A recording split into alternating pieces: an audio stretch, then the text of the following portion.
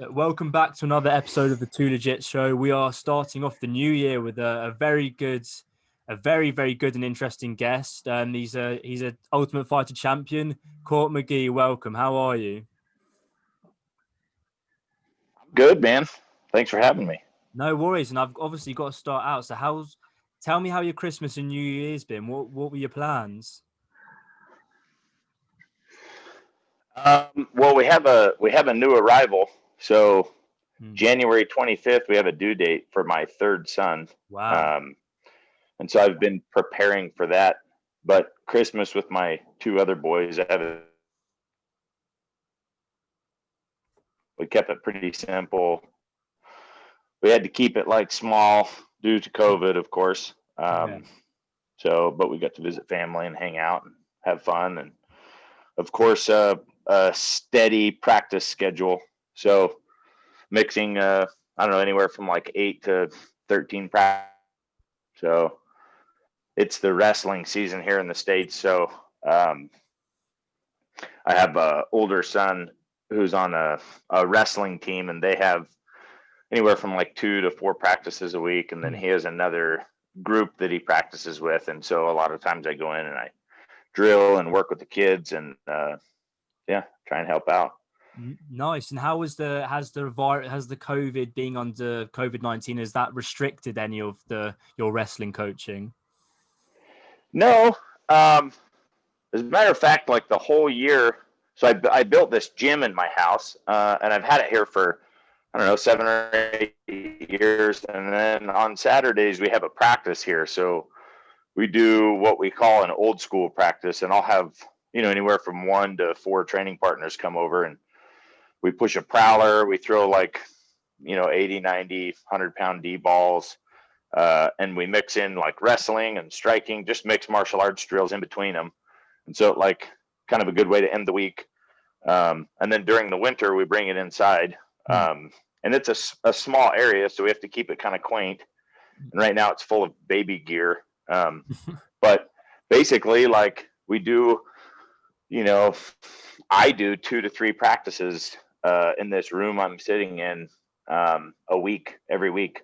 Wow. I'll do my mitt sessions and strength and conditioning, grappling, drilling, wrestling, drilling, and I'll bring one partner, which it's kind of been like that for a long time. Like I don't just go to a standard gym. I travel to find the best guys uh, at what they do, and I've done that in traveling outside of the state.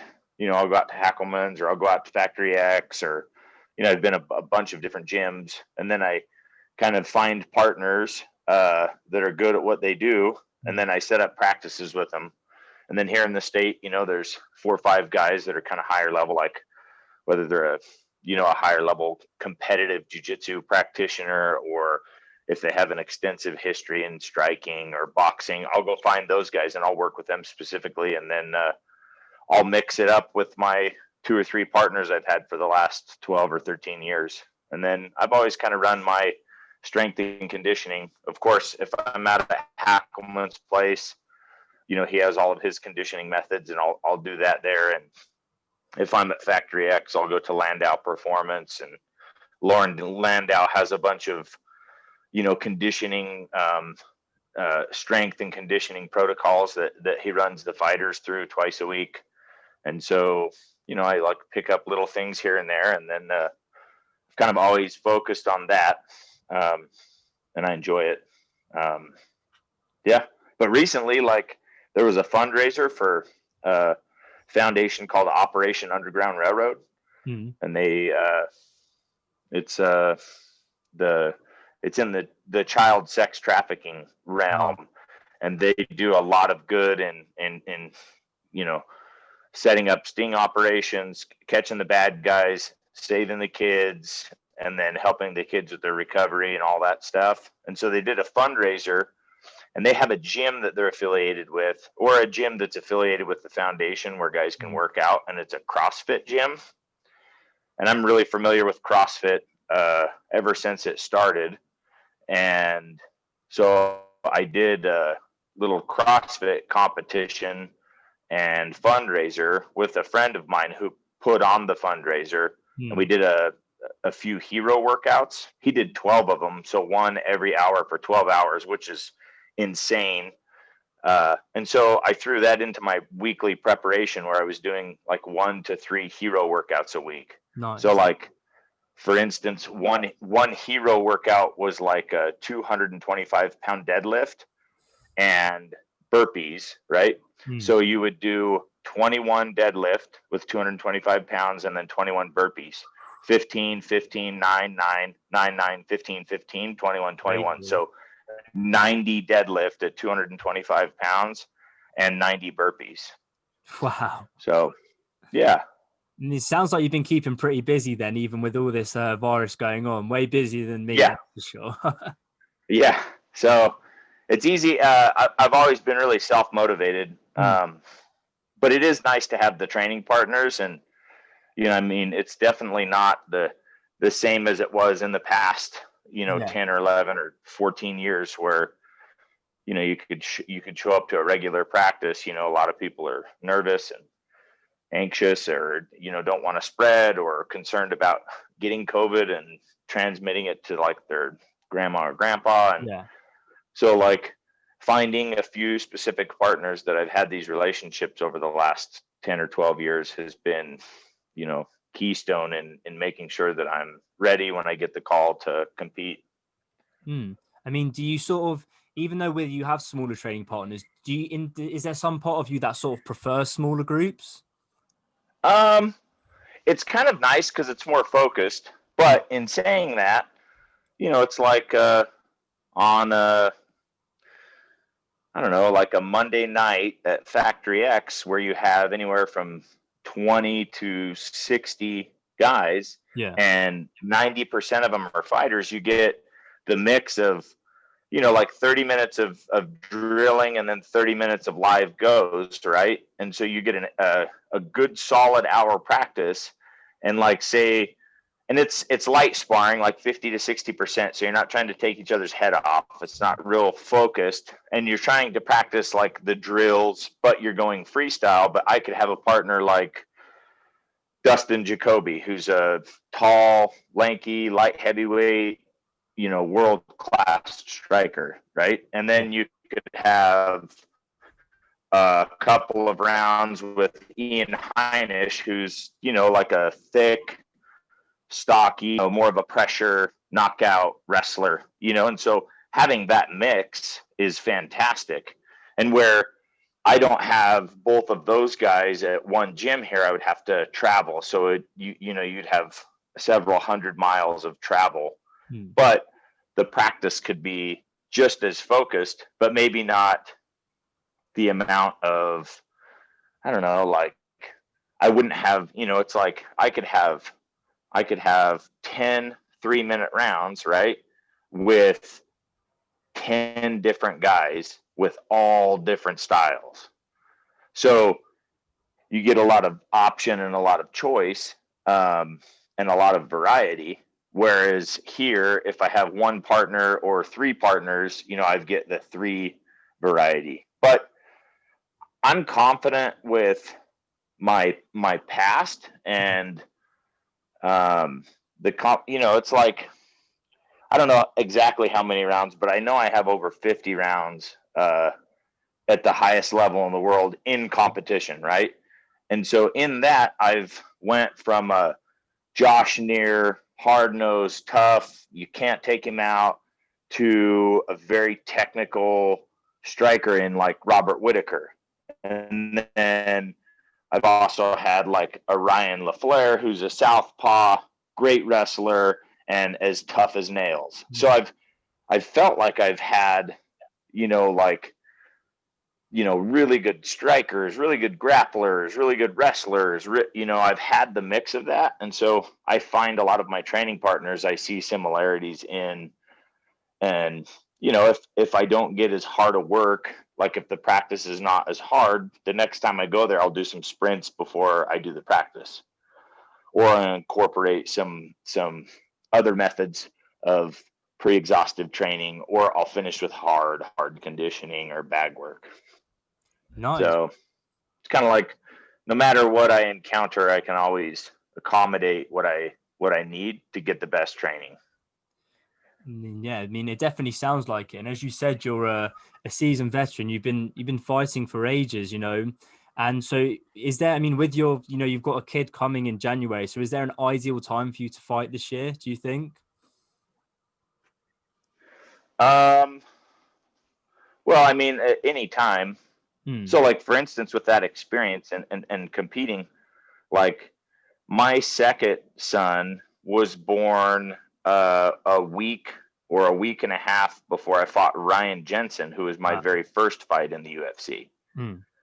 outside of the Ultimate Fighter. So it's like, and he was in the NICU until I left on Tuesday to fly to the fight, and he got out of the NICU. You know, he was born with pneumonia, and so it's like I could take a fight a couple of weeks after my wife or a month after my wife gives birth to our son. It's kind of like I don't let the my like how I primarily take care of my family is through fighting. Hmm. And so on the level of importance, my training kind of comes first outside of my sobriety and recovery. My Yeah. recovery comes first before everything, right? And then how I support my family is through competition. So that comes second, you know, and it's like I can accommodate that. So if I need to get a quick practice in, I'll call somebody, come over, I'll throw an hour in down here in the room, and then I'll go on to my fatherly duties or my husband duties, you know? Yeah. So ideally, I would like to fight maybe February or March, um, and that's what I would look forward to. But who knows? So I mean, yeah. I mean, as I like to we'll say, see.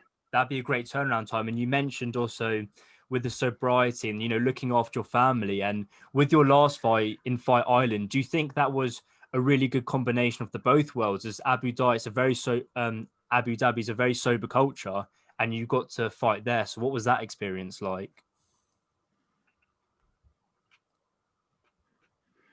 It, it was a crazy once in a lifetime experience. So like when we were there, there was a quarantine area. Hmm. So you know, it's like there's little to no civilians, and there was only employees, you know, guys cleaning, and there was guards, but for like you know an 8 to 10 mile radius, there was no people. Um, and then like in the hotel we were at, there was no people there except for the fighters, the corners, you know, staff, production, and I think even the staff and production were put in another hotel. So like it was an empty hotel, but you had so all you had to focus on was your, you know, getting your weight down, focusing on that, and of course my recovery comes first. And they're not, you know, it's like there's still access to alcohol. There's still there was in the hotel we were at because I think it was the Americanized area. Um, but that's never been a deterrent. Like early on in my recovery, like say in the first 3 or 4 years, maybe I wouldn't have put myself in a position where, you know, like I would stay out of bars or I had no purpose to be there. But it's like after I won the Ultimate Fighter, you know, I was offered to come sign autographs at an event where they were showing the fights, and it was at a bar. And I was worried at the time, like, oh man, I'm in recovery, you know, I can't be going to a bar. But like they were paying me like, you know, $2,500 or $5,000 to sign autographs for an hour and watch the fights. Hmm. And so like, was there any good business reason for me to be there? And before that, it would have take, you know, a month to several months to make that much money. And I could do that, you know, in a day or in a day of travel. And so I had good reason to be there. And so for me, making sure that I was spiritually fit, that I did my daily prayer, meditation, my reading, all the things that I do every day to maintain my recovery, I felt okay and going. And not to mention, you know, it's like I ended up I think that was the time, it was right around that time when I met Steve-O. And Hmm. I didn't know like Steve-O from Jackass. And I didn't know Steve-O was in recovery at the time, and we ended up striking up a conversation, and he had, you know, a couple of years of recovery at the time. And so the whole time I was there, we were, in this conversation, this recovery conversation. And, it's like I felt safe and I didn't feel, worried about drinking. I didn't think I was going to fall off the wagon. And I was able to come back with some cash in my pocket for the family. So it was awesome. Yeah, I mean that sounds like pretty cool. I mean, meeting Steve, I mean, it's a cool guy to meet. And I want to talk, obviously with fighting, and also fighting sometimes associated with where UFC have had the sponsors in the past. Do you tend just to obviously focus on the fighting and focus on winning for the family? Because there's so many in the UFC and like MMA promotions in general, there's so many links to alcohol and things for you to go back. So do you just tend to focus on small groups and just looking at the fight instead of the bigger picture? Well, so I got sober April 16th, 2006. So that was, about 4 years before I made it into the UFC. I fought on the local circuit. I had an 11-1 professional MMA career when I made it into the Ultimate Fighter. And I had experiences through that time. And for me, finding a group of people who are in recovery, surrounding myself with those people and doing what they did to maintain their sobriety is what I started to do. And then I found I had some success in that I wasn't trying to make it. I was just being the person that I thought my higher power wanted me to be, which was a guy that showed up to the gym every day and maintained a hard schedule, made sure that I spent time with my family, and it's like, so my focus was not deterred. And not to mention, like, I found out early on, it's like nobody gives you a book on how to be a professional athlete. And so my idea of being a professional athlete was very different than what it actually is now, right? So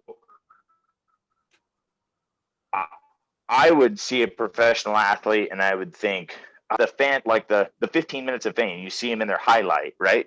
And a lot of people outside of the sport see the highlight. They see the 15 minutes, right? But they don't see the thousands, if not tens of thousands of hours that they put in to get there, right?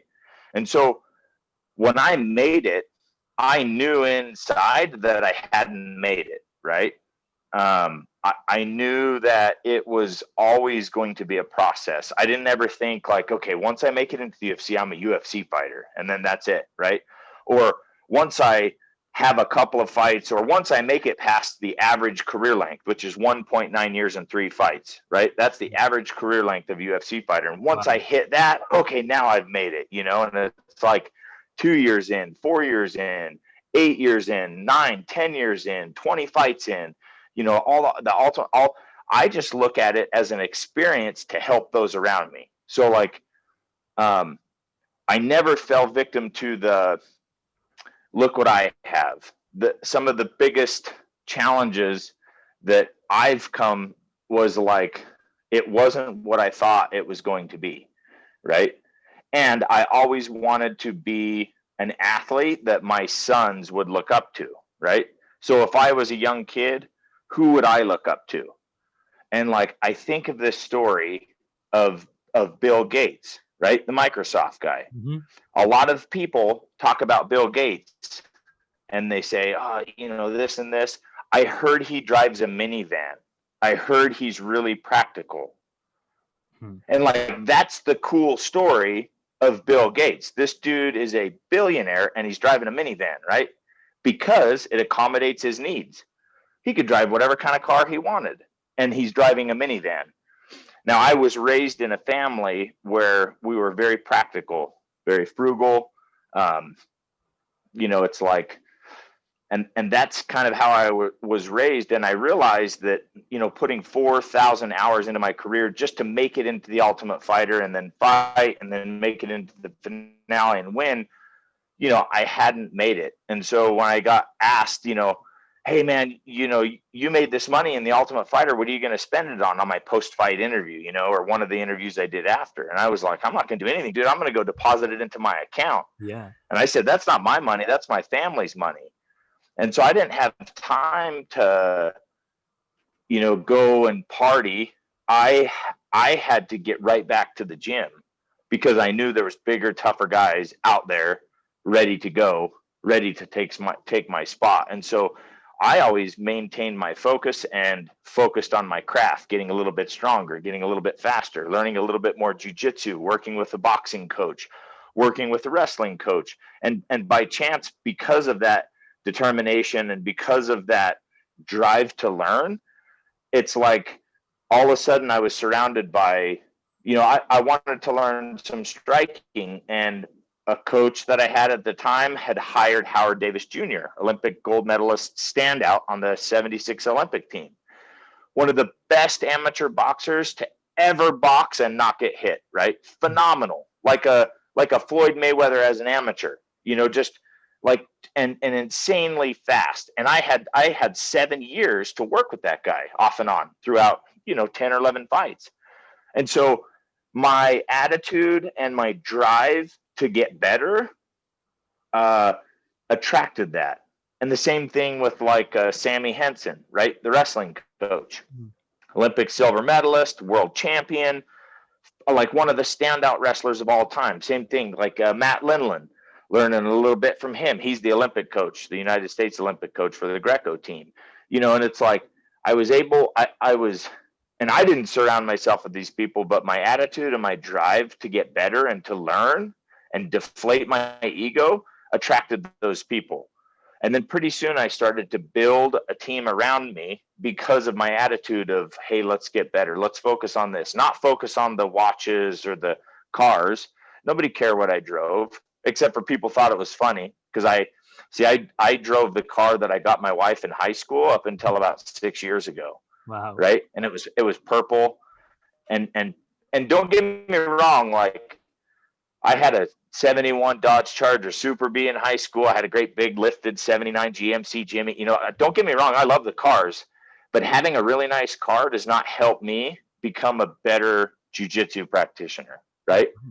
And so if the car's not broke, don't fix it. If it gets me to and from the gym, doesn't matter if it's purple. Well, I'm colorblind, so I don't even know, right? And so that's what mattered. It didn't matter what everybody thought of me. It mattered if I got better. And like, I haven't won the UFC title, but I have 9 decisions or 10 decisions, and like 6 of those 10 decisions were deemed like questionable decisions. 4 of them were like outrageous. And I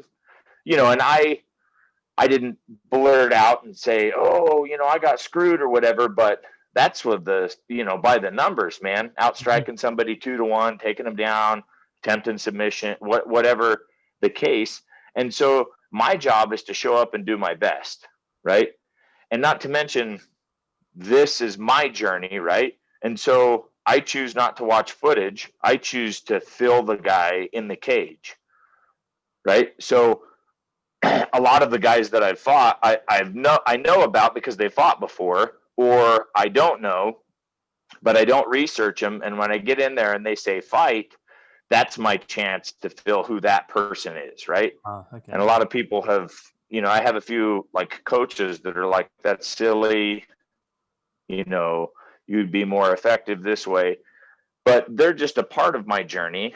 And it's like their job is whatever their job, it may be to teach me to, submit a little better or be a little faster or whatever. And I pick that stuff up. But when I'm in there, like it's me in there, and my job is I have 15 minutes to figure out how to beat him. And, it's like, that's a fascinating thing. Not to mention, I mean, there's not very many people on the planet who have 50 rounds or over 50 rounds in the UFC, and it's like, I can take that experience and say you're training in mixed martial arts and you have a question, there's a good chance that I've experienced it. And so I can give you a suggestion based on my own experience, not some stuff I read out of a book or something that I think would work. It's like, I have all these experiences that I can help empower people around me, training partners, friends, fighters, people that have never experienced mixed martial arts. Whereas I have, maybe 13,000 hours of mat time. It's like, I can tell you with 100% like guarantee, like, hey, listen, this is what I would do. and this is what I did, and I don't know. It's kind of cool. It's like having a PhD in something, only not having to sit in a classroom, right? Exactly. You don't need to put all that annoying paperwork in. But Yeah. with all of that knowledge, you think maybe after you being a fighter, as you say, you're a wrestling coach, but maybe try and be a coach in the UFC? It's like I think I've cornered maybe 10 or 12 fights of my teammates that Ramsey, Nijum, Brock Jardine, Steve Seiler. I've cornered in the PFL. I've cornered in Bellator, a bunch of other different promotions. And I don't mind doing that. I love it. It's like Steve Seiler he's the 145-pound guy. He was on the Ultimate Fighter. He had 10 or 12 fights in the UFC, made it into the finals of the PFL $1 million tournament. And I cornered him for like 40 of his 66 or 67 professional fights. And so I really enjoy doing that. It's like I do a few private lessons for people here and there. And I also run a foundation, the McGee Project. Yeah. And it's like the _McGee Project on Instagram. But it's after I won the Ultimate Fighter, it's kind of like my story had come out, right? And September 9th, 2005, I had an accidental overdose, meaning I wasn't trying to die. I was trying to overcome a craving beyond my mental control. So September 9th, 2005, I overdosed. I was pronounced clinically dead for approximately, had no heartbeat, no pulse for 8 minutes. So the CPRs kept my brain alive and my organs, right? They did defibrillations. They brought me back, and then they put me in a coma. I was induced in a coma for 4 to 5 days, and then I came out of the coma. I went to treatment. I got out of treatment. I stayed sober for about 6 months. And during that 6 months, I went to the high school that I graduated from and offered my services as an assistant coach. And in doing that at 20 years old or 20 years old, I triggered that drive and motivation to compete. And that's where my journey really started. Now I had, 15 years of martial arts. I'd done a little jiu-jitsu. I had wrestled. I'd done a little boxing, and I did 10 years of Shintoshi karate. So it's like, I had that experience, and my drive and motivation wrestling in high school was to go to college and wrestle, but I had lost my scholarship because of Title IX. And I was like, I had no direction. And so when I went to college, I wasn't going to college to get a degree. I was going to college to get experience in wrestling so I could be an MMA fighter. And then, because I have the disease of addiction and alcoholism present in my personality, long before I took my first drink or drug, that took everything from me. And so during that first 6 months before I relapsed, the second or third time, I had that spark of I want to compete.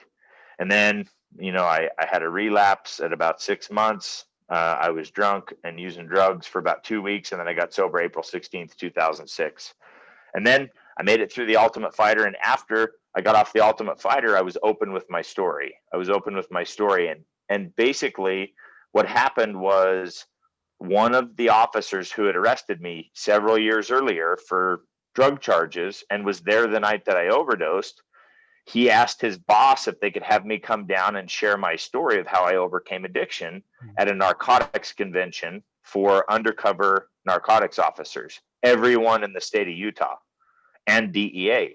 So I was like, absolutely. And I was nervous to share my story because I'd never really shared my story. So I went over it a couple of times. I drove to the place and I shared my story. And after I shared my story, there was a sheriff's department in a rural community here in Utah that said, hey, we would love to have you come to our high school, maybe do a couple of high schools and a couple of junior highs. I think you would be very, very motivational for kids. And we have a lot of kids using drugs here. So I hopped on the opportunity, and it was a couple weeks before I fought Robert Whitaker in Indianapolis, Indiana. And I went down, I shared my story at 2 different high schools, 2 different junior highs. And I had a kid come forward who was using heroin. And he said, man, I need help. Nobody knows I'm using, and I need help. And I was able to offer support. So I got him into a facility. I was able to help him out. And then, 5 or 6 years later, we crossed paths, and he was sober. He was married. He had a kid. He had a job. He was doing great. He'd started training recently at a gym that I kind of helped start. And I just thought, like, holy cow, man, this is fantastic. So that's how the McGee Project started. So what I do is I share my experience, my strength, and hope. And to date, I have about 450,000 kids from the age of 14 to, college. I've spoken at several prisons, jails, juvenile justice, treatment centers, drug treatment centers, youth detention, high schools, middle schools, universities all over the country. And I've done some big, like, speaking engagements with like 10 plus thousand kids in an arena. So it's turned into something where I can offer support. Like, for instance, last night I received a call from somebody who had an overdose, and he came out of it. He's alive.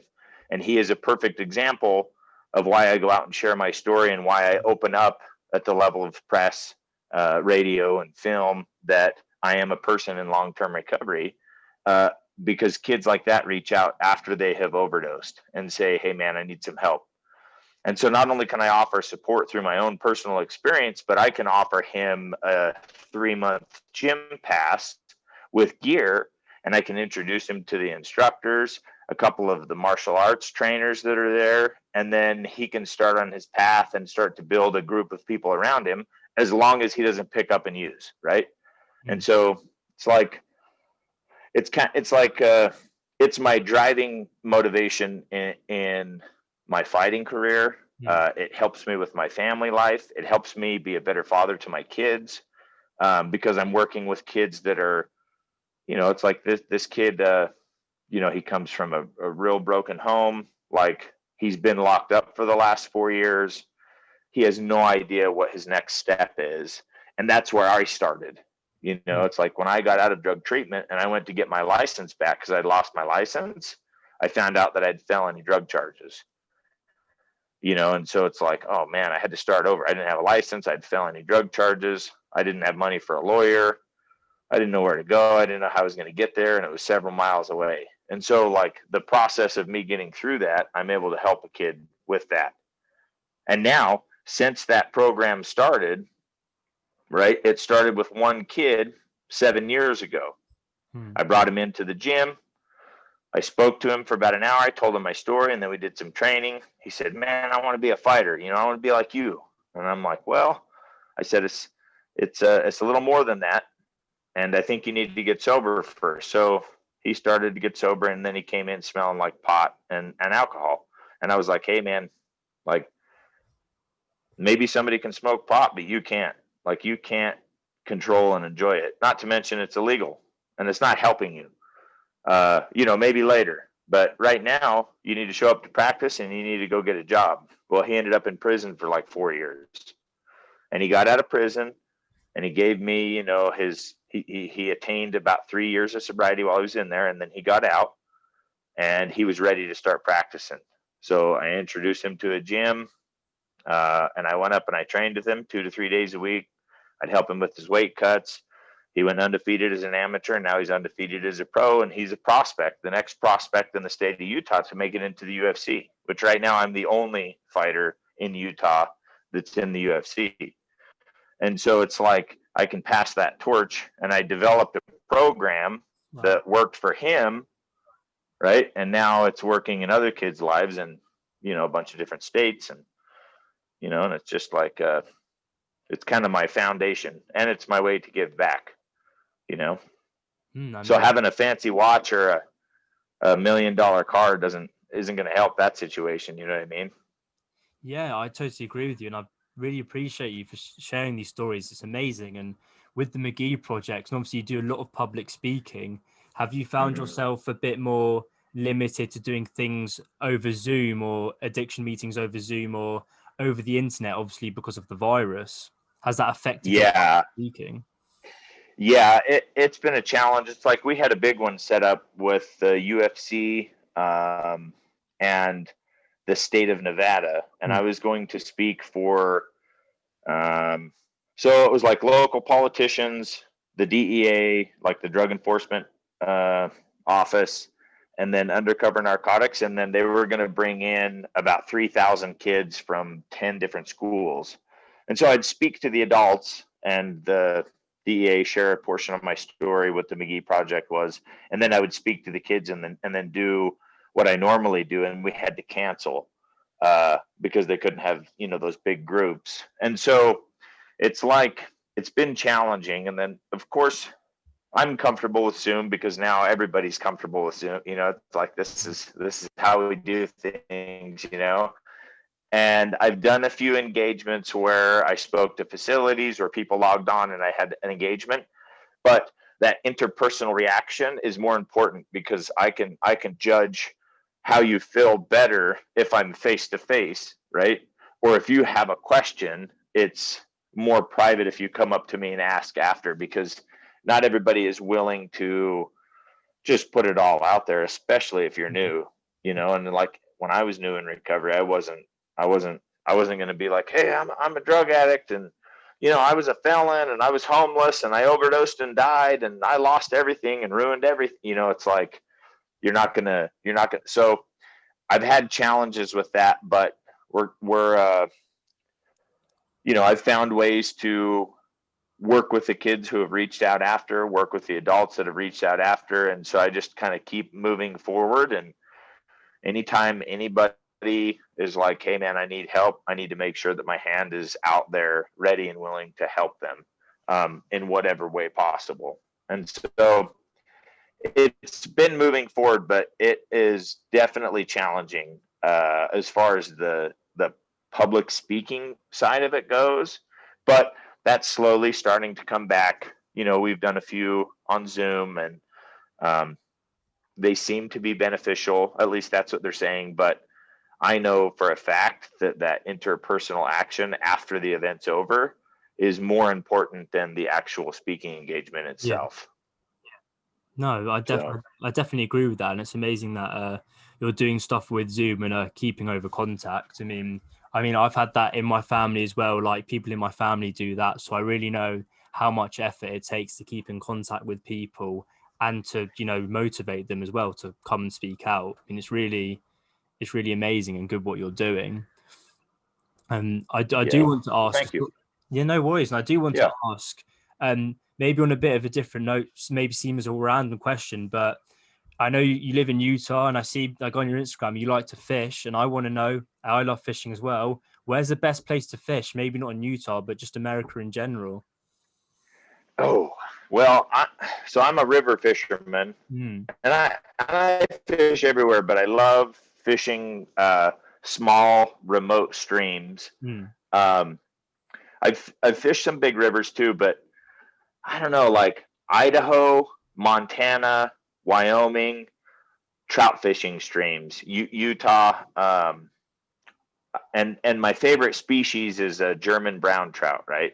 So I fish for browns, I fish for rainbow trout, cutthroat trout, and it's like that's kind of my favorite. But I don't know, I like the Green River and the Green River Valley, so that's Wyoming, Utah, and it's like a medium-sized river, but there's great fishing all along it. And I mean, it's several hundred miles, if not 1,000 miles. So that's kind of like one of my go-tos. I spin fish, and I do a little bit of fly fishing, and I, like bottom bounce flies, but I'm really accustomed to spin fishing, even though I do fly fish on occasion. I just I'm very used to my methods. So but I love it, man. Yeah, I mean, so do I. I mean, I've been fishing different couple of places here in England, and I've actually been in LA, which is a bit of a weird place to do it in the ocean. We went out, I remember, but I've got to know, what bait do you like to use? Because I've seen people use live maggots. Obviously, they use types of other fish. I mean, what's your go-to bait if you want to catch the biggest fish, or does it vary? My go-to fishing lure is like a bronze if well, it depends on if it's sunny out or if it's overcast. So if it's overcast, like my number one lure is a bronze number 3 blue fox spinner, right? And if it's brighter color spinners when it's shiny outside and the sun's out, and so like a silver blue fox number 3, like those are my 2 top spinners, and they're like Vibrex.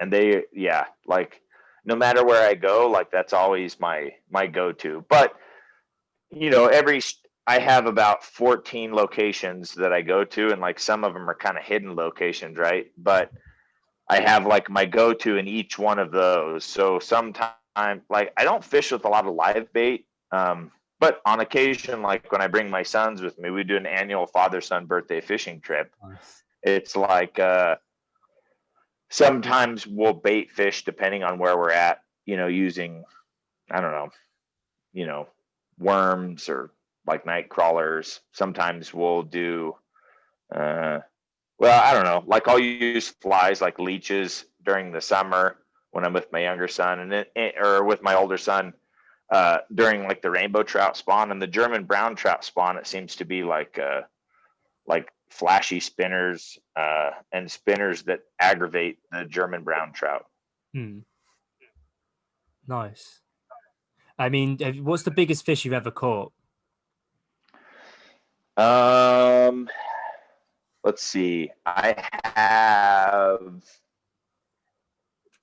caught like a 13-pound rainbow trout. And that's probably my biggest rainbow. It's a good dinner there. Yeah, and that was out of a river. Wow. It was, oh man, it was insane. But I've caught a lot of like pretty good size.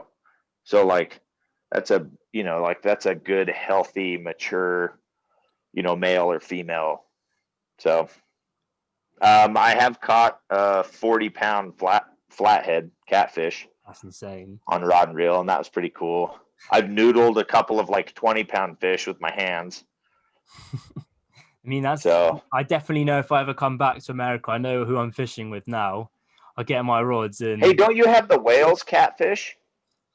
I think we do in some, because it varies whether you go off Scotland or England or certain types. But I've never caught one, that's for sure. But maybe I know the Wales catfish.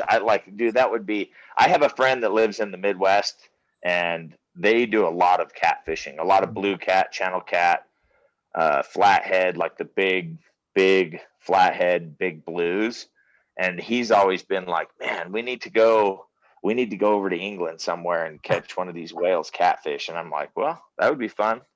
Definitely. If you come over, you've got to message me and we go fishing for sure. A lot of crayfish over here and everything like that. There's actually so much stuff over here. Lots of lakes, especially if you go in the country. It's perfect. Yeah. Yeah. What kind of fishing do you have there? So we got different places. If you go down south in England, in Cornwall, you can go in the big lakes. A lot of rivers in the country you can do. A lot of people do like the crayfishing. Up in the Lake District, which is up north, there's, as I said, huge lakes. And then obviously in Scotland, if you want to try luck and nab the Loch Ness monster, then there's always that. I'd hook into that beast. Definitely. I mean, you never know. But I want to know, final thing, if there is anyone out there who is suffering from addiction or wants to get in touch with your charity, where can they find you? The best way to like book an engagement, or if they have a question or anything, if they just want to share their story, is the contact@McGeeProject.org. Mm-hmm. So that's the best way. Our Instagram page got taken down, and so we restarted one just a couple of days ago, and there's only 1 or 2 posts on there, but you can go on and follow and see what we're doing. Also, if you have any questions or concerns, or if you have a family member struggling, or you want any suggestions, like send us a direct message, and we'll get back with you. We're also on Facebook. So, yeah. Perfect. Thank